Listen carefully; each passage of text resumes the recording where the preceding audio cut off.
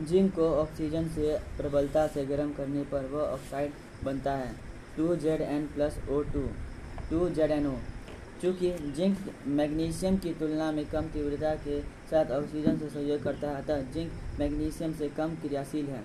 Copper को oxygen में प्रबलता से गर्म करने पर भी वह ऑक्साइड नहीं बनाता, किंतु लंबे समय तक गर्म करने पर धीरे धीरे ऑक्सीजन से सहयोग करके ऑक्साइड में परिवर्तित हो जाता है 2Cu+O2 2CuO। चूँकि कॉपर जिंक की तुलना में कम तीव्रता से ऑक्सीजन से सहयोग करता है, अतः कॉपर जिंक से कम अभिक्रियाशील है।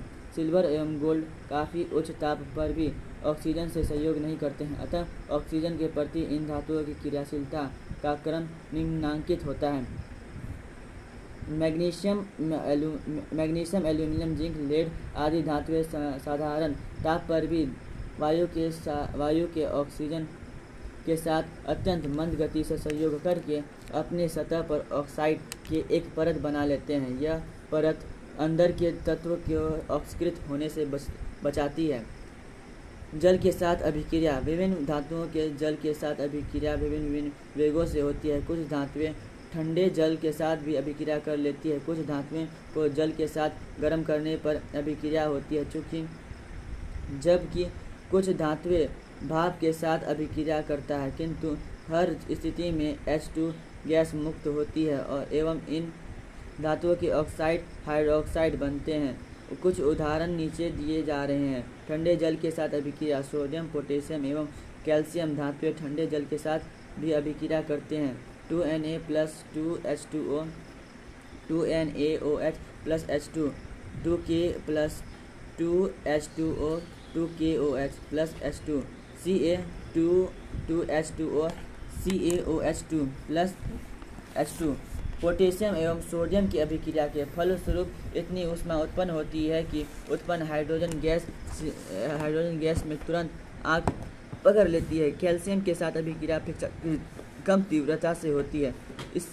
इससे उत्पन्न ऊष्मा इतनी कम होती है कि कैल्शियम में आग नहीं पकड़ती, किंतु कैल्शियम को जल में डालने पर वह तैरने लगता है, क्योंकि मुक्त हाइड्रोजन गैस कैल्शियम की सतह को आच्छादित कर देती है। पोटेशियम की जल के साथ अभिक्रिया सोडियम की अपेक्षा अधिक तेजी से होती है, अतः पोटेशियम सोडियम की तुलना में अधिक क्रियाशील है, किंतु सोडियम कैल्शियम की अपेक्षा अधिक तेजी से अभिक्रिया करता है, अतः सोडियम कैल्शियम की तुलना में अधिक क्रियाशील है। मैग्नीशियम, आयरन एवं जिंक धातुएं ठंडे जल के साथ अभिक्रिया नहीं करती है, यह भाप के साथ अभिक्रिया करती है। तनु धातु के ऊपर भाप प्रवाहित करने पर इनकी ऑक्साइड बनते हैं तथा हाइड्रोजन गैस निकलते हैं। अम्लों के साथ अभिक्रिया।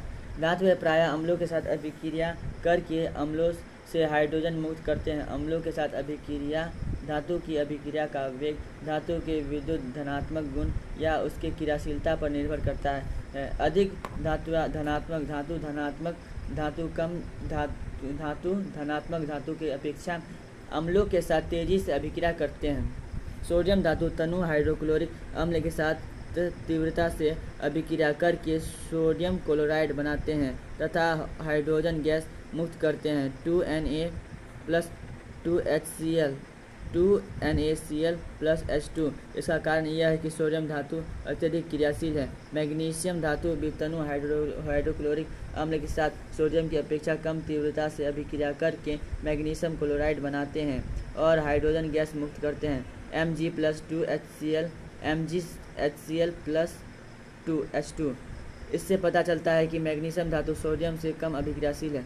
जिंक धातु तनु हाइड्रोक्लोरिक अम्ल के साथ मैग्नीशियम की तुलना में कम तीव्रता के साथ अभिक्रिया करता है, अतः जिंक मैग्नीशियम की अपेक्षा कम क्रियाशील है।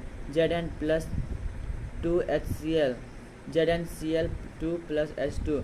एल्यूमिनियम धातु मैग्नीशियम की अपेक्षा थोड़ी कम तीव्रता से तनु हाइड्रोक्लोरिक अम्ल के साथ अभिक्रिया करती है, अतः एल्यूमिनियम मैग्नीशियम से कम क्रियाशील है। 2Al+6HCl 2AlCl3+C3H2।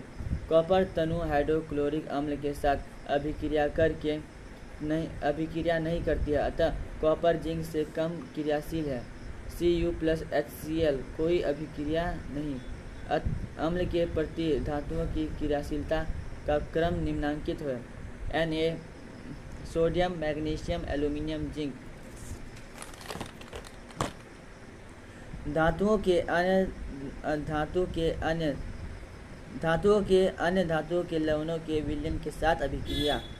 क्रियाशील धातुएं अपने से कम क्रियाशील धातु के लवण के विलयन से कम क्रियाशील धातुओं को विस्थापित कर देते हैं। जब जिंक धातु के एक टुकड़े को कॉपर सल्फेट के विलयन में डालते हैं तो कॉपर सल्फेट विलयन का नीला रंग धीरे धीरे गायब होने लगता है और कॉपर धातु की लाल परत जिंक धातु पर जम जाती है।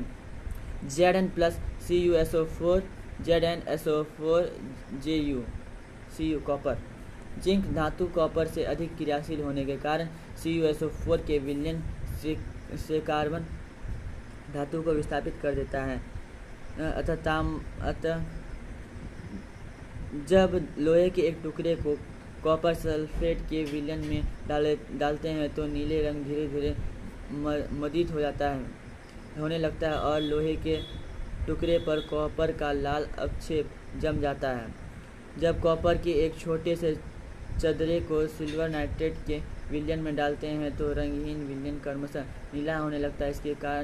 इसका कारण यह है कि कॉपर अधिक क्रियाशील होने के कारण सिल्वर नाइट्रेट से सिल्वर को विस्थापित कर स्वयं कॉपर नाइट्रेट के रूप में विलयन में चला जाता है और सिल्वर धातु कॉपर की सतह पर अवक्षेप के रूप में बैठ जाते हैं। कॉपर नाइट्रेट बनने के कारण विलयन का रंग नीला हो जाता है। इससे पता चलता है कि कॉपर सिल्वर से अधिक क्रियाशील है। धातुओं की क्रियाशीलता श्रेणी। क्रियाशीलता श्रेणी की विशेषताएं। क्रियाशीलता श्रेणी में H के ऊपर वाली धातुएं अधिक क्रियाशील होती है, अर्थात यह धातुएं अधिक विद्युत धनात्मक होती है। इस श्रेणी में जैसे तैसे नीचे की तरफ आते हैं धातु की क्रियाशीलता घटती जाती है। उदाहरण के लिए श्रेणी में पोटेशियम सबसे अधिक क्रियाशील है जबकि सोना सबसे कम क्रियाशील है।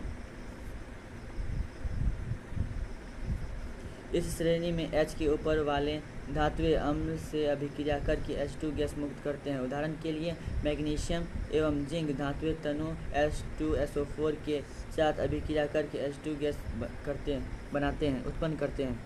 अम्लीय विलयन के साथ तीव्र अभिक्रिया के फलस्वरूप H2 गैस का निष्कासन। अम्लों के मंद अभिक्रिया के फलस्वरूप H2 गैस का निष्कासन। अम्लों के साथ कोई अभिक्रिया नहीं होता है, अतः H2 गैस का निष्कासन नहीं होता। कोई अधिक क्रियाशील धातु अपने से कम क्रियाशील धातु के लवणों के विलयन से कम क्रियाशील धातु विस्थापित कर सकती है। इसलिए धातुओं के एक टुकड़े को कॉपर सल्फेट के विलयन में डालने पर विलयन से कॉपर विस्थापित होकर लोहे के टुकड़े पर लाल अवक्षेप के रूप में बैठ जाते हैं। Fe+CuSO4 तथा आयरन कॉपर से अधिक क्रियाशील है। अधातुएं। जिन धातुओं के भौतिक एवं रासायनिक गुण धातुओं से बिल्कुल अलग होते हैं अधातु कहलाते हैं। अब तक 22 अधातु की श्रेणी है। इनमें से 11 धातुएं गैस है, एक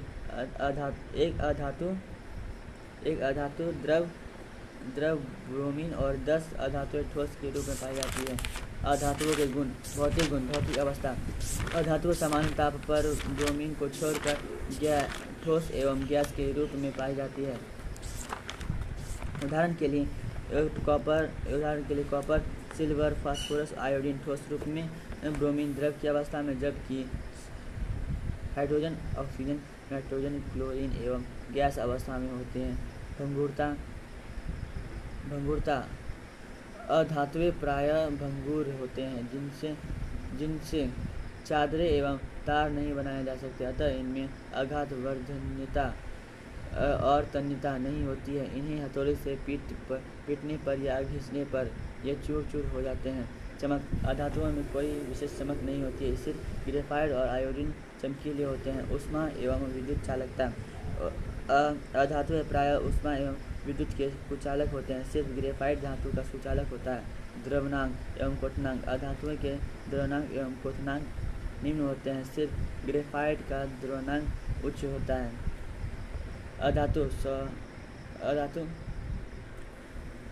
अधातु फास्फोरस, सल्फर, ब्रोमीन, ऑक्सीजन और ग्रेफाइट। कठोरता, अधातुएं मुलायम होते हैं, उदाहरण के लिए सल्फर एवं पोटेशियम मुलायम होते हैं, जबकि कार्बन का एक अपरूप हीरा अधातु बहुत कठोर होता है। वास्तवतः हीरा सबसे अधिक कठोर पदार्थ है। घनत्व, अधातुओं के घनत्व निम्न होते हैं।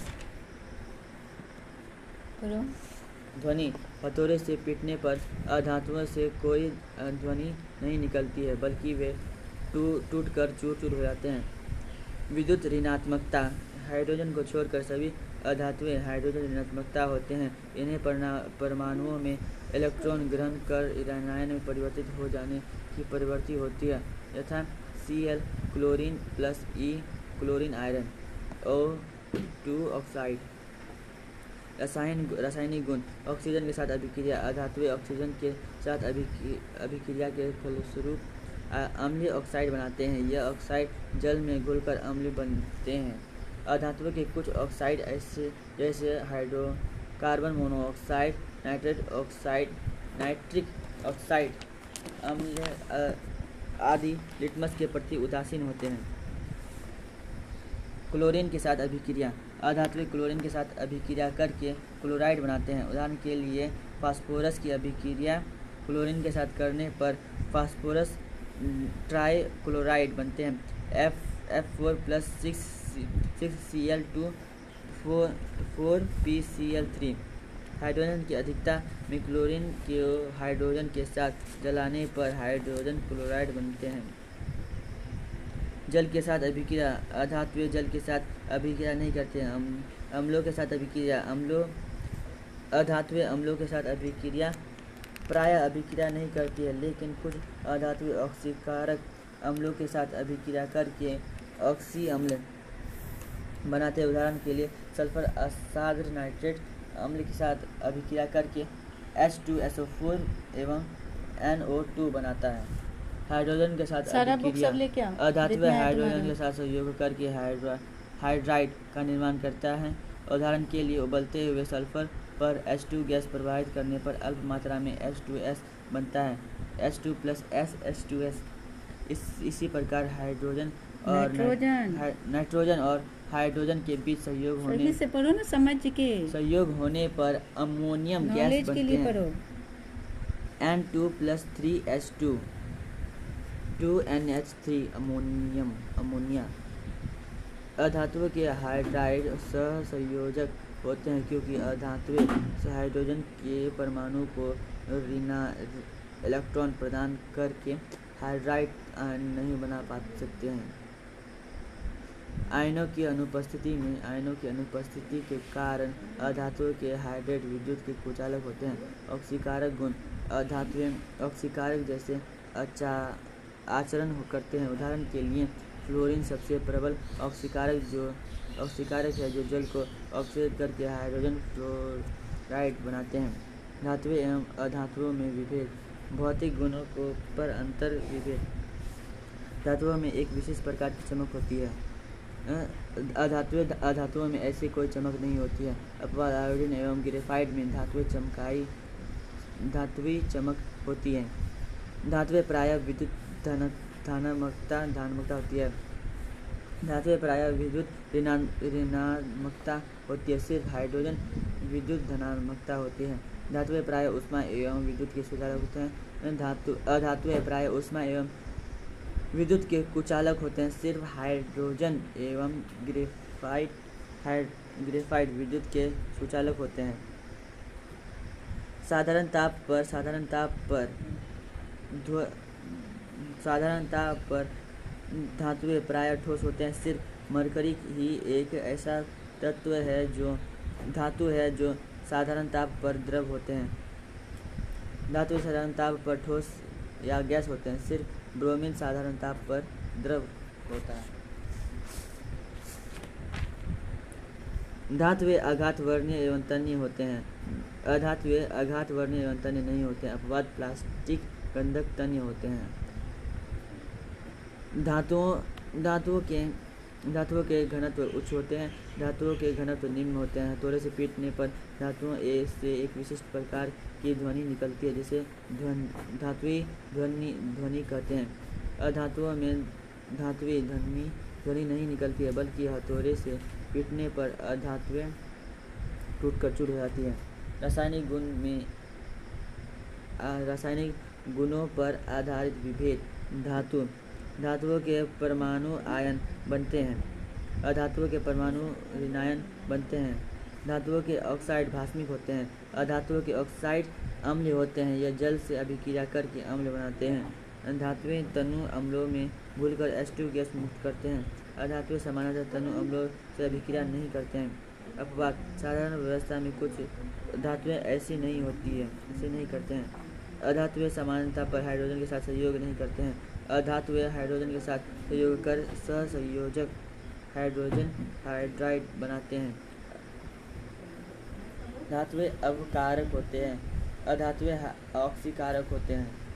उदाहरण: अपवाद कार्बन। अधातुओं एवं अधातुओं के बीच अभिक्रिया। इस संबंध में निम्नलिखित तथ्य प्रमुख हैं। धातु और अधातु